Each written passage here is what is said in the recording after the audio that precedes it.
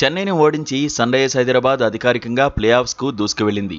Chepauk stadium వేదికగా Chennai super కింగ్స్తో ఉత్కంఠభరితంగా సాగిన మ్యాచ్లో ఆరెంజ్ ఆర్మీ సమిష్టిగా రాణించి 5 వికెట్ల తేడాతో సూపర్ విక్టరీ సాధించింది.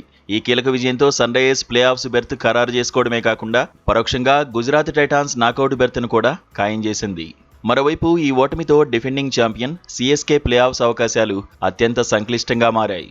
చెన్నై తన చివరి లీగ్ మ్యాచ్లో గెలిచినా సొంతంగా ముందడుగు వేయలేదు. ఇతర జట్ల ఓటములపై ఆధారపడాల్సిన దీనస్థితి నెలకొంది. ఈ మ్యాచ్లో టాస్ గెలిచి మొదట బ్యాటింగ్ ఎంచుకున్న చెన్నై సూపర్ కింగ్స్ నిర్ణీత 20 ఓవర్లలో 7 వికెట్ల నష్టానికి 180 పరుగుల భారీ స్కోర్ చేసింది.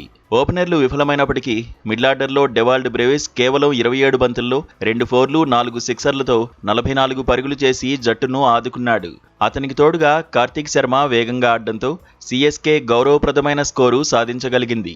సన్ రైజర్స్ బౌలర్లో కెప్టెన్ ప్యాట్ కమిన్స్ అద్భుతమైన లైన్ అండ్ లెంత్తో బౌలింగ్ చేసి 3 వికెట్లు పడగొట్టగా సాకిబ్ హుసేన్ 2 వికెట్లతో రాణించాడు. ప్రఫుల్ హింగే, ఇషాన్ మలింగా చెరో వికెట్ తీసి చెన్నైని కట్టడి చేశారు.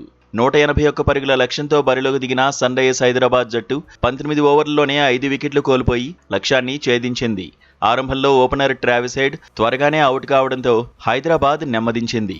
పవర్ ప్లే ముగిసేసరికి 1 వికెట్ నష్టానికి 45 పరుగులే చేసింది.